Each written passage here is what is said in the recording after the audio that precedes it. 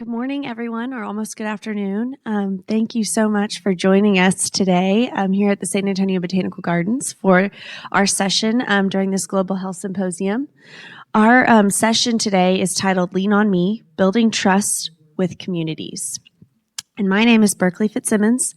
I am the 2023 Founders Council President. The Founders Council, for those of you that don't know, works to benefit Texas Biomed. We just try to spread advocacy and awareness and raise funds for all their great causes. Professionally, I'm a principal at Milam Real Estate Capital, and I'm thrilled for everyone to be joining us today, and I'd like to go ahead and introduce our panelists. So first, we have Chantel Wilkins here with us in person, and she is the Chief of Staff at the Donors of Color Network. Chantel is in her role as Chief of Staff at the Donors of Color Network. So the network itself is a community of high net worth donors building the power of people of color communities to win systematic change that builds racial equity. And she is an advocate and supporter of an inclusive culture, the empowerment and advancement of children, young adults, and women of color, early childhood education, youth character development, nonprofit capacity building in science, technology, engineering, arts, and math STEAM initiatives. So Chantel, thank you for being here in person with us today. Virtually, we have Lori Foster, who's the Director of Corporate Strategy at the International Association for Volunteer Effort. In that capacity, she facilitates networks of social impact leaders in the Global Corporate Volunteer Council and the Research Working Group on Disaster-Related Corporate Volunteering. She also designs and chairs forums on special topics such as the corporate response to the Refugee Challenge in Berlin in 2016, and Transformative Impact Sustained Change Through Corporate Volunteering, which was in London in 2019. Lori is the project director and co-author of Corporate Volunteering for a Post-Pandemic World. Lori was vice president of the Conference Board, a global think tank, and executive director of the World Trade Institute at the World Trade Center, New York. She graduated with a Master in Public Administration degree from the Harvard Kennedy School. Lori, thank you for joining us. And finally, we have Carolina Ocampo-Maya, who's the head of ESG at Patria Investments. She has over 17 years of sustainability and ESG expertise in multiple industries that include agro-industry, banking, food and beverages, mining, and oil and gas and energy in various countries in Latin America. Carolina has also experience as chairwoman and member of the board of directors of organizations in the health, education, and nonprofit sectors, with annual budgets of up to $50 million. She graduated summa cum laude with a BA in psychology and philosophy from the University of Massachusetts in Boston. She has an MBA from, and I'm so sorry, I'm not going to pronounce this correctly, but is it Assessi? At Columbia. That's perfect, yes. And Tulane University, and a Master of Public Administration and Development Practice from Columbia as well. Carolina, thank you for joining us as well. We're so grateful for all of y'all's participation. And with that, I would love to just go ahead and jump in to hear from each of you on our topic, building trust within communities. Lori, we'd love to hear from you first. I believe you thought you might touch on corporate volunteering around the world. Could you expand on what you'd like to share with our group today?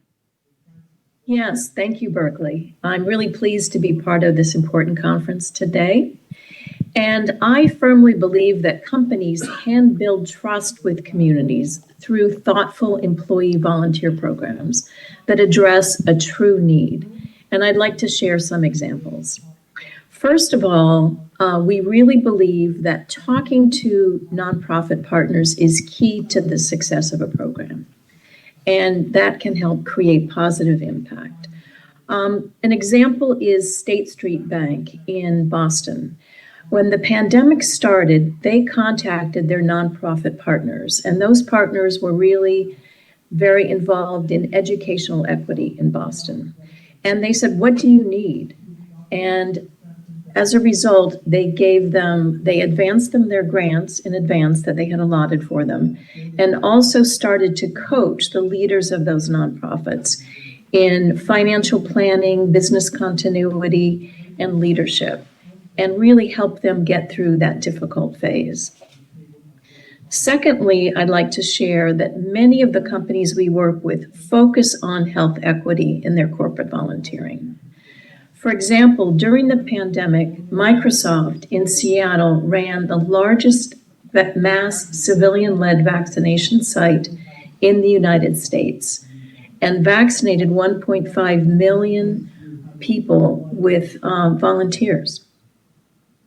Secondly, traveling around the world, there's a company in Spain called Iberdrola. It's an energy company, and their volunteers were very active in a number of ways, but among them was the creation of face masks with openings so those who have hearing impairment were able to still read lips and not be isolated during the pandemic while they were staying safe.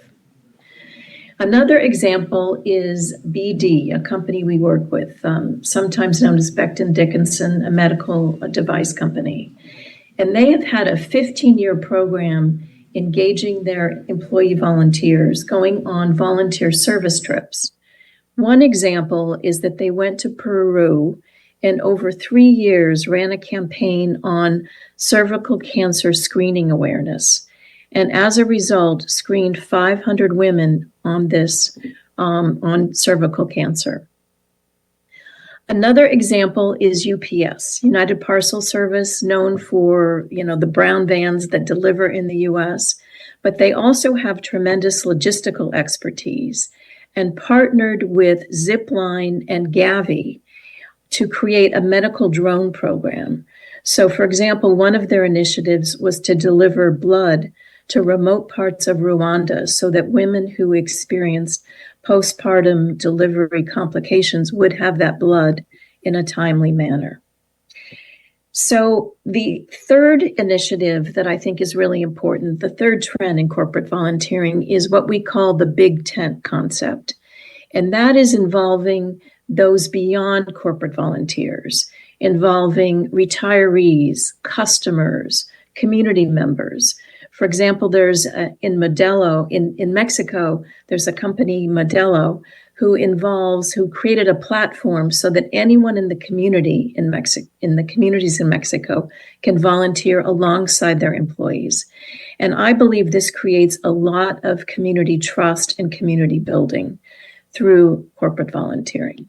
So those are a few examples that I'd like to share, and happy to answer questions at a later point. Thank you, Lori. That's really interesting to hear all about that. And I'd love to next hear from Chantel, who offers a really unique perspective in her role at the Donors of Color Network. I believe you specifically were going to touch on some health equity concerns. Me? No. Okay, thank you. So thank you. Yes, happy to be a part of the conversation. So first of all, I think we just have to address and call out the root cause and the elephant in the room. I don't think we need to not be afraid to continue to acknowledge and lift up and find solutions to address the impact of institutional racism and bias, not just in health equity, but in all of our infrastructures and institutions. In April 2021, the CDC did name racism and declared it a serious public health threat. And we need to be very intentional about how we address these issues. We have to have gracious spaces, and with gracious spaces, they're not safe spaces, because for me, my definition of a safe space is not the same as everyone in this room, especially in the politically charged community and environment that we're in right now. So we need to create these spaces for these conversations. When you allow grace, then people are not afraid to misstep. They can be honest. They can have candid and open conversations in which they can learn from and grow. And hopefully we can move forward and provide systemic change. We need to be very intentional about being in the moment while listening, right? We have 2 ears and 1 mouth for a reason. So let's learn to use them. We must learn how to proactively use our time, talent, treasure, voice, which is, to me, translates to a platform, to change the narrative for these communities. Whether you are telling their story or creating space for them to share their own lived experiences. So in Donors of Color Network, we did a portrait report. In that portrait report, there was a section that focused on racism and seeking systemic change, and it's one of the many topics that we tackled. I'm going to share an example from the report, and I want you to listen to how this person described how they used time, talent, treasure, and platform in order to make impact. And this was an impact of their family. So a Latinx man in his 40s said, "My parents are organizers. My mom worked as an executive secretary at a local community college, which gave her power to leverage. She organized things on campus like advocating for more Latino faculty. I always saw her doing lots of committee work around advocacy, like hiring diverse people. My dad, I remember getting to a PTA meeting and he complained that there were no teachers of color. They finally hired a Japanese American woman. That's a great example because my dad said it out loud, shined a light on it. Later, they had a family foundation funding advocacy, which came natural to them because they always had been doing that. And there's another organization out there called Up Together who did a restructuring and rebrand. In this organization, they had the opportunity to really talk to those that they served. And their work is they work with families by investing directly into those families and giving them the money to figure out how to address the issues, the social determinants of health that are tackling, that are impeding their access to things. And so during this time, they talked to these families and they said, how can we better serve you? How can we create an ecosystem of support? And they said, what you can do is you can stop using words that are dehumanizing, like low income, disadvantaged, poor. Instead, why not put the human back in the narrative? Why not use words like underprivileged, undervalued, under-resourced, marginalized? I would also add underestimated, right? Because the belief is that you can't give individuals money directly because they'll make poor choices. That's not the case. The case is the institutional racism and the infrastructure prevents them from access and opportunity to tackle generational poverty, which they're locked into. So I would say that if we want to make change, then we have to be prepared to read the data and tackle the data. And the data that Up Together provides lets us know that we invest directly into individuals and communities, then change will come. Thank you for sharing those anecdotes. It's really interesting to hear. I'd next love to hear from Carolina. I believe you are going to share your perspective working in your role. So can you expand on what you'd like to share today? Definitely. Thank you, Bertie, for this panel. To my co-panelists, thank you. It's great to be here with you, and of course to the Texas Biomedical Research Institute for putting this together. I'm very happy to be here. So first of all, I'm going to tell you who Patria is, and then I'm going to share with you how the environmental, social, governance, sustainability scene has been evolving and what this building trust with communities entails for us. Patria Investments is it's an investment firm based in Latin America. It was founded in Brazil 35 years ago. We manage around $27 billion in assets, and we invest in alternatives. We are focused on 5 asset classes. So we have businesses or invest in businesses in private equity, in infrastructure, in public equities, credit, and real estate. We are, as I said, based or originally from Brazil, but the organization is NASDAQ listed, and it invests throughout the region. We have investments in Brazil, in Colombia, expanded in Mexico, Central America, investments in Chile. Now, the ESG scene, and again, it's the environmental, social, and governance scene, has been evolving a lot in the last few years. What we're seeing is that Agenda 2030, when we talk about the Sustainable Development Goals, the Paris Climate Accord, or the Human Rights Declaration, and we used to have those as this, high-level government, NGO, or multilateral discourse and in their responsibility. But actually, what it's happening is that more and more we're seeing the responsibility of all stakeholders in society. For that, we see then a good trend in regulation that is making organizations from the financial industry and corporations to more rigorously look at social and environmental aspects and the governance aspects of the business. That means new regulation coming from the European Union. We also have new regulation coming from the US and the Securities Exchange Commission, but we also see a market responding. And what we're seeing is a lot of instruments to report on this information, a lot of rankings and indexes telling how companies are doing on their behavior and their ESG standards. And all of that is then being transformed and mainstreamed in corporations and in companies so we can better be accountable for those social and environmental impacts. What we're doing at Patria, and I'll just give you, I want to kind of illustrate what this looks like in an organization like ours, but also what that means for what the name of this panel is, which is Building Trust with Communities. So what we have done, and as I said, we're an asset manager and we invest in different asset classes. We have identified an array of aspects in an environment, social, and governance. So anything from energy use, emissions, resource use in general, land use, water use, and the implications of that. And also in the social aspect. So we talk about human rights, labor rights, local communities, adjacent to our investments, health and safety, diversity, talent development, and then governance aspects that include corruption, anti-corruption, ethics, transparency and disclosure, supply chain management, etc. So you have these considerations that you bring to investment decisions.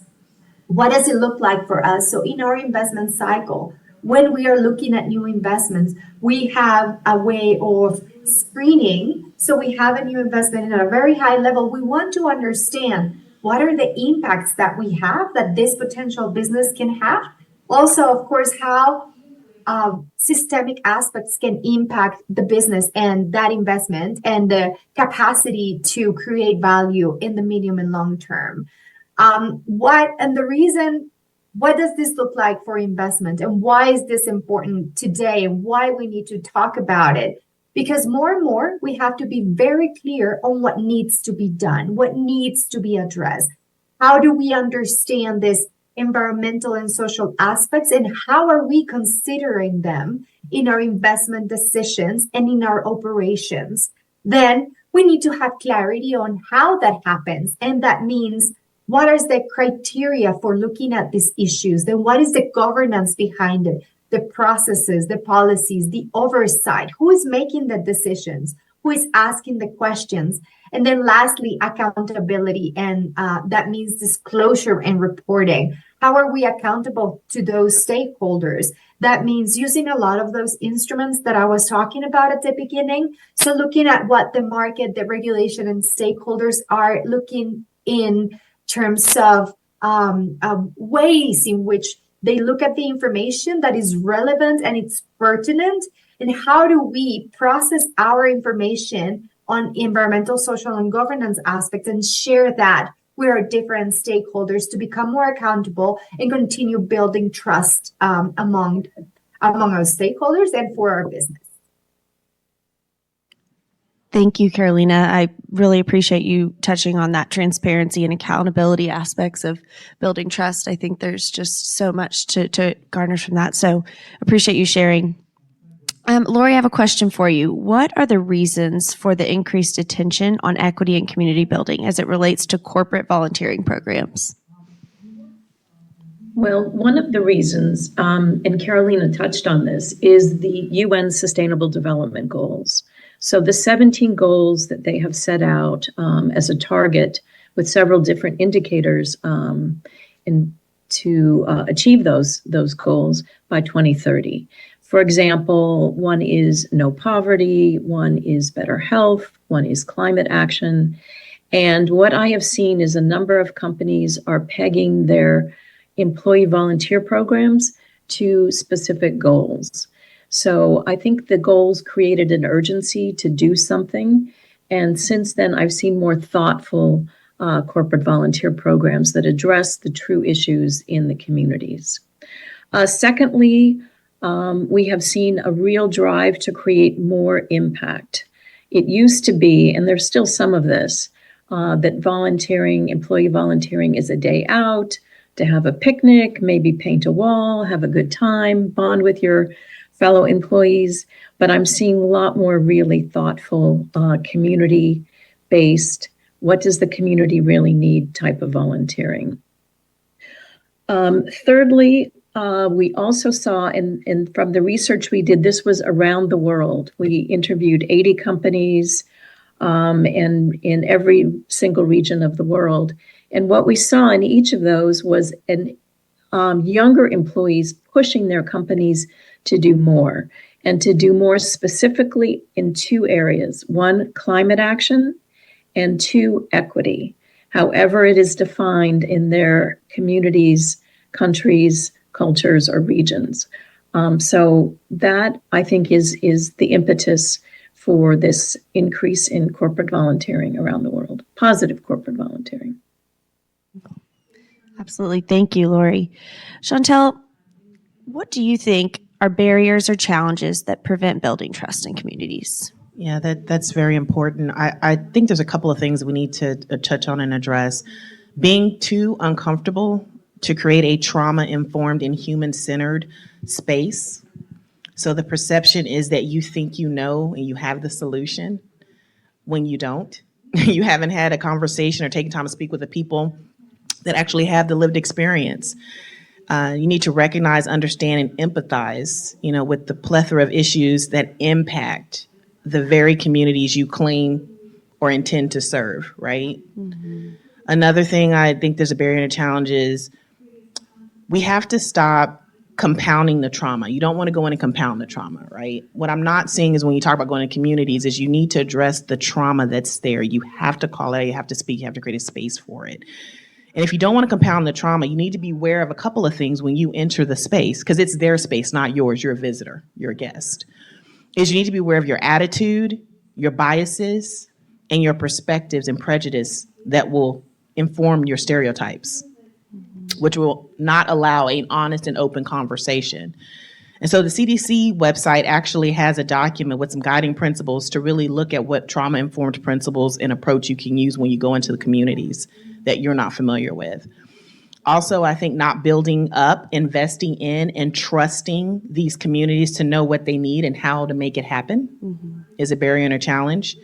And then there's representation. It matters. You have to send people into communities that look like them. We have to start to diversify the scientists. We have to diversify the doctors, the clinics, the hospitals, things they're going to. It's when you see people that look like you and people have similar lived experiences, it's a lot easier to have the conversation so you don't have to keep repeating yourself and, again, compounding the trauma of the experience. Mm-hmm. Lastly, I'm a firm believer that is a vital component to building and maintaining a culture of belonging is you have to trust the people, right?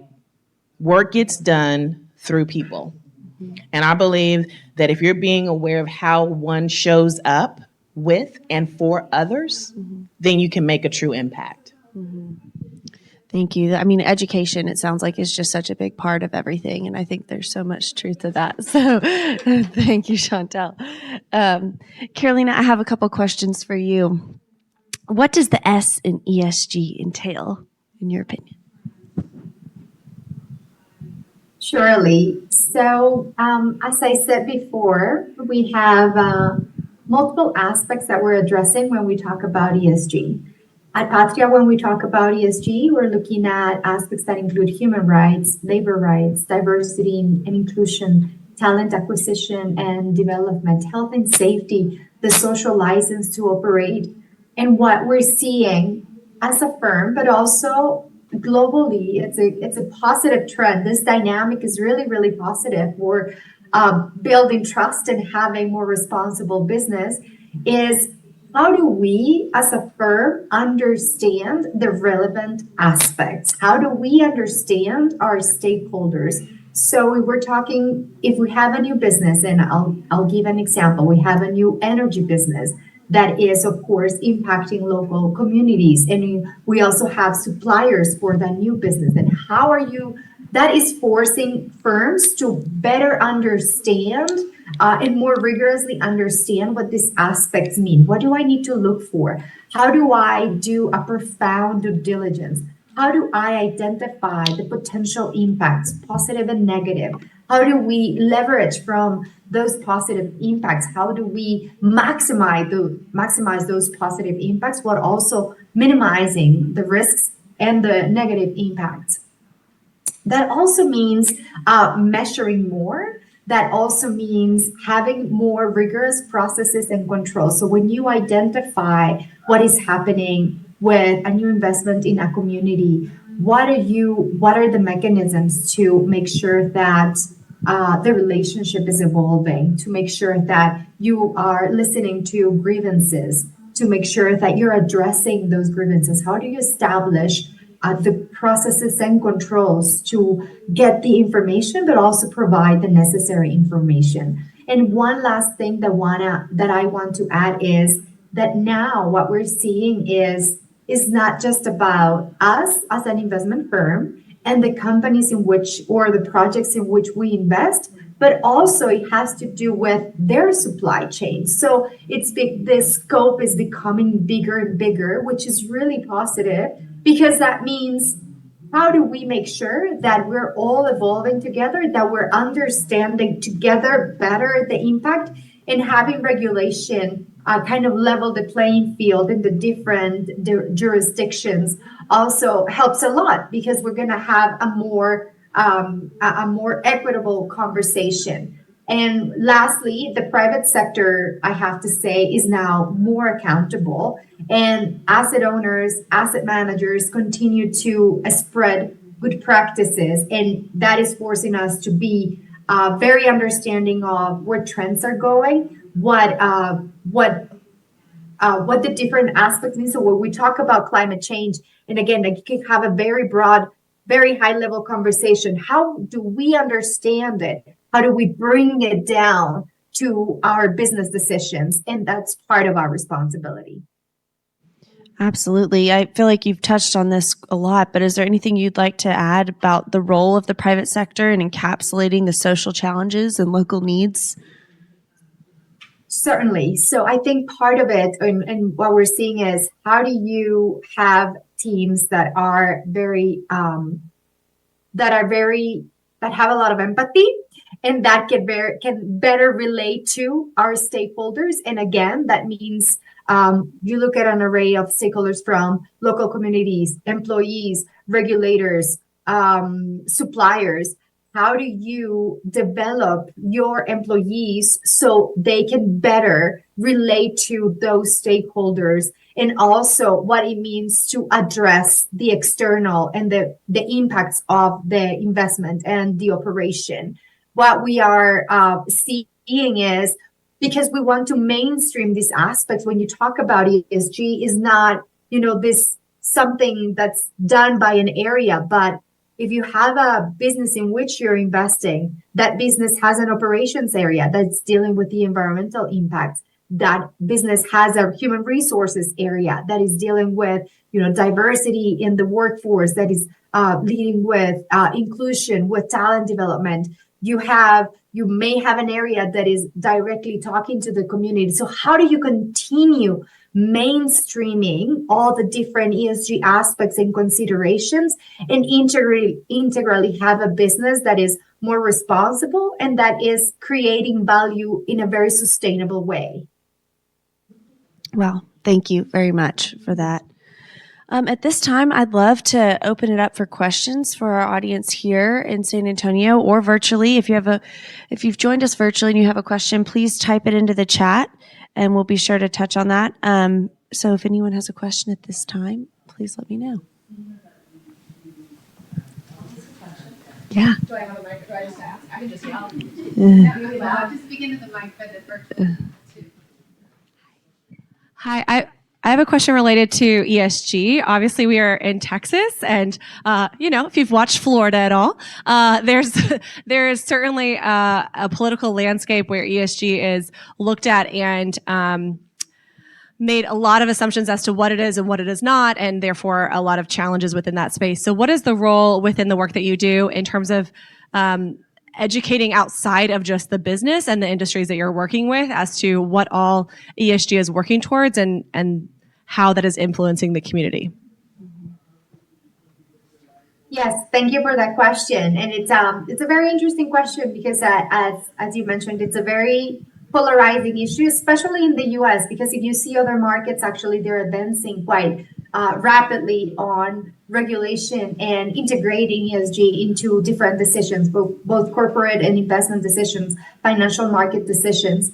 And so our take on it is you're still going to face material risks if you don't address these aspects. So even from a fiduciary duty standpoint, these are considerations that need to be rigorously looked at, because otherwise that's going to have an impact on the business, which is going to be, which is our fiduciary duty is to ensure that we are creating value. So first of all, it's understanding where some of the risks are and some of the opportunities are, but also that forces us to be very rigorous in terms of how we're measuring, how we're evaluating, how we're doing a due diligence, so we have the information that is necessary for decision making, which is also an opportunity to continue mainstreaming and embedding more, going beyond the discussion and the political discussion, but more thinking of, okay, how is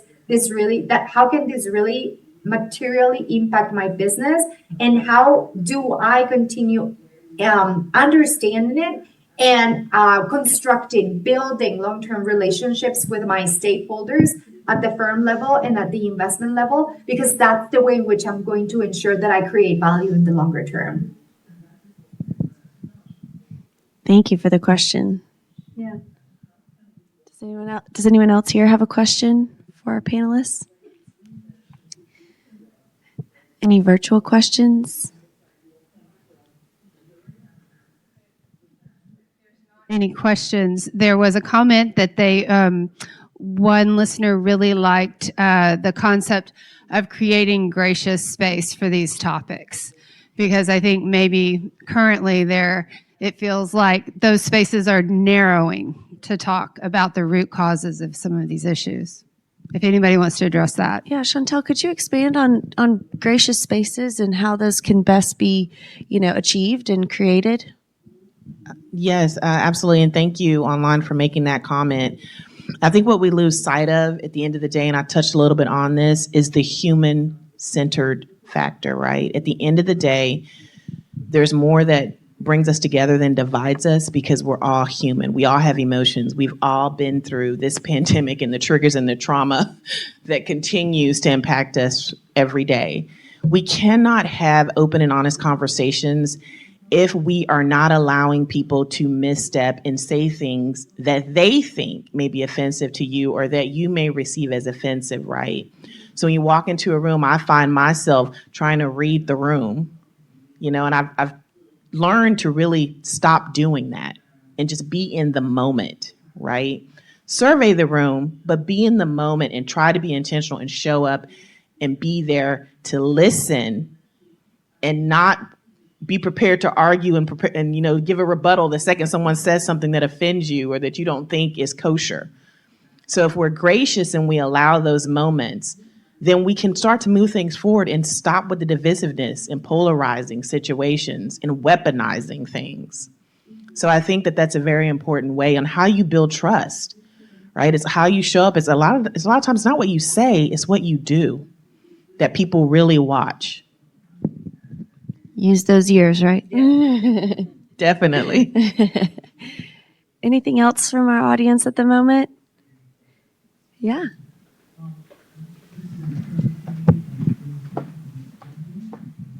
Thank you. Thank you so much for this talk. It's really, really interesting. And my question is addressed to Chantel. I really appreciate what you said about the gracious space. So just looking at the pandemic that we all just came out of, and it's created a lot of, I think it exposed a lot, right? That was hidden that we probably didn't know, but a lot of mistrust and trauma and, things now that we have to tackle. And so my question is, where do we go from here? My concern is, how do we now start treating those traumas that's developed since the pandemic? That's a great question. So I think it has to start with the healing process, right? We can't just walk in and show up with solutions, and say, okay, here, let's everybody, suck it up, move past it. Let's move forward and figure out how we solve this issue. That is the wrong approach. You have to go in and you have to want to be there to hear the emotional side of the journey as well as the data and statistical side of the journey. It's twofold, right? So for every narrative that you see in our communities, there's two things that you have to have. I think there's the data, the science, all of that together, but there's also the emotional piece, right? You have to be able to leave that space for people to have the emotional reactions, because at any given time, I've learned those emotions will creep up on you when you least expect it. And so I think we just have to give everyone the opportunity to have those moments, right? To share what they're feeling inside. You know, being a Black woman and executive in the community, you walk into spaces and there's assumptions made and stereotypes made, right? Of, oh my gosh, you know, well, I don't know how is she going to, yeah, right. Is she going to be rude? Is she going to be abrupt? How is she going to come across? But you know, all these things and all, all these narratives that are spun for you. I think if we come from a place of healing, then we're allowed to own our own narratives and be comfortable sharing them. But also, we have to be able to be uncomfortable, right? If communities can live in that every day, then you can spend the time to be uncomfortable and sit in it for a minute and let it resonate and really think about it. Thank you. That's wonderful just to hear and you expand on that. So we're approaching the end. I'd love to hear final remarks from everyone if you're willing. Lori, would you be willing to kind of share any of your final thoughts? Sure. I would say that in spite of the trauma that Chantel has outlined and the obvious difficulties around the world, I remain optimistic. And here's the reason why. I mentioned that young people are really pushing their companies to do more. That gives me cause for hope because they care about equity, they care about climate, and they are pushing to get more done. So I would say I'm optimistic about that. Last week, I spent time in Europe and met with a network of companies in Ukraine who lead volunteer programs. And their problem was that so many people wanted to volunteer, they didn't have enough opportunities outlined for them. So I saw that as a good sign. And my network of companies are going to meet with them to give them ideas. But I think that willingness to give back to communities and share is a good start in trying to solve some of the problems that we have. Absolutely. Thank you, Lori. Chantel, do you have any closing thoughts you'd like to share with our group? Yes, I think we must understand how to mobilize and empower communities to change the narrative while creating and strengthening cross-racial solidarity and cross-class solidarity, right? It's going to take a village. But I think it will be challenging to accomplish this if we don't have a gracious, trauma-informed, and human-centered space in which to shine a light on all the ongoing adverse effects of institutional racism bias in this pandemic that we're still living through, quite frankly. And I want to leave with the thought that I saw something that Malcolm X put out, and it says, when I is replaced with we, even illness becomes wellness. That's amazing. I love that. Thanks for sharing. Carolina? I like that too. Yes, certainly. I'll give some final thoughts. So we're facing major social and environmental challenges, and that's no news. What we are understanding better and better is the role of the different actors of society. And I think it's really important to appreciate the evolution of and this dynamic of sustainability and ESG and how that brings better understanding of the role of business in moving forward in terms of facing these challenges. What I would say is understanding that role means relying on science, relying on data, but also being very accountable. So understanding your impact and being accountable for that impact, communicating. And that for me is, and for us, is the way in which we continue building trust with our different stakeholders. Absolutely. Thank you for sharing that. Well, I really appreciate each of you joining us today. We're so grateful for your participation and sharing your insight. And I've personally loved hearing each of your perspectives. So on behalf of everyone here participating in the Global Health Symposium, Thank you. Thank you. Thank you, everyone, for joining, both in person and virtually. For those of you who are here in person, please feel free to move over to the Betty Kelso Center for closing remarks. And I think that concludes this session for today.